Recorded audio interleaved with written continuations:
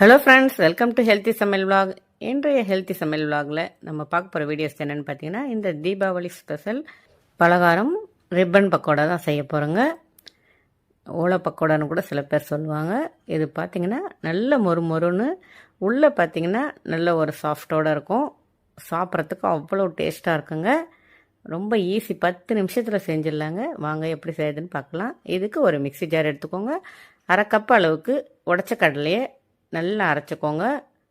நைஸாக அரைச்சிட்டு அதை சல்லடை வச்சு சலிச்சுக்கலாங்க. நான் மெஷர்மெண்ட் கப்பில் தான் யூஸ் பண்ணியிருக்கேன். நீங்கள் வேறு கப்பாக இருந்தாலும் அதே அளவு மட்டும் கரெக்டாக வச்சுக்கோங்க.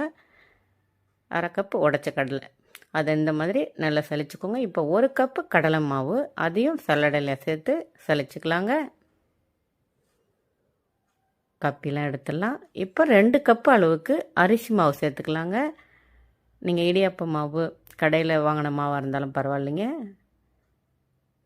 இதையும் நல்லா சலிச்சுக்கலாம். பாருங்கள், எல்லாத்தையும் சலிச்சாச்சு. ஒரு முறை எல்லாத்தையும் மிக்ஸ் பண்ணி விட்டுக்கோங்க.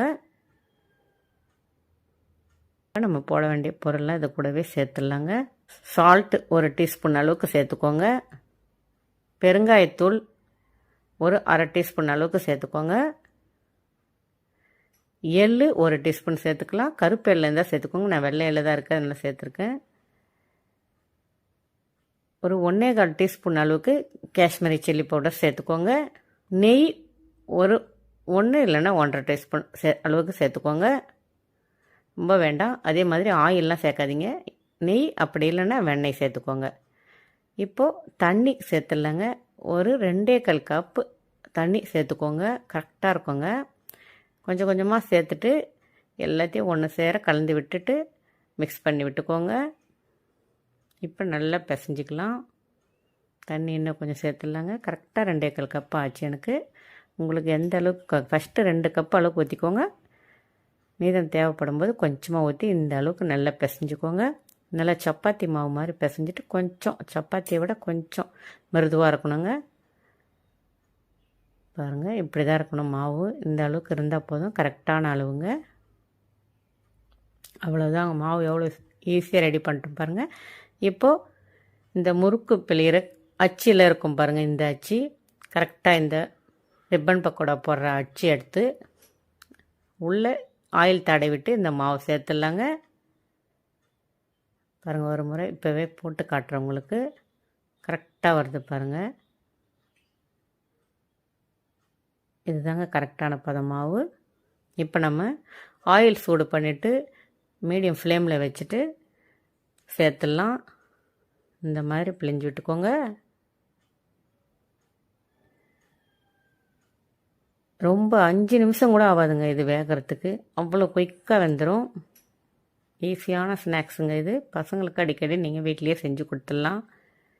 ஒரு 10 நிமிஷம் போதுமான ஒரு நேரங்க இதுக்கு. அவ்வளவுதான். இதை திருப்பி விட்டுடலாங்க. அந்த ஆயில் கொதிக்கிறதெல்லாம் கொஞ்சம் அடங்கிடும். அவ்வளவுதான். அவ்வளவுதான், நல்லா வெந்துருச்சு பாருங்கள். அவ்வளோதான். இப்போ எடுத்துடலாங்க. ஒரு பிளேட்டில் மாற்றிடலாம். ஆயிலை கொஞ்சம் கரண்டிலே இருத்துட்டு எடுத்துக்கோங்க. இல்லைன்னா மேலே ஃபுல்லாக தட்டுலலாம் ஆயிலாக இருக்கும். இப்போ இன்னொரு முறை பிழிஞ்சு விட்டுக்கலாம்.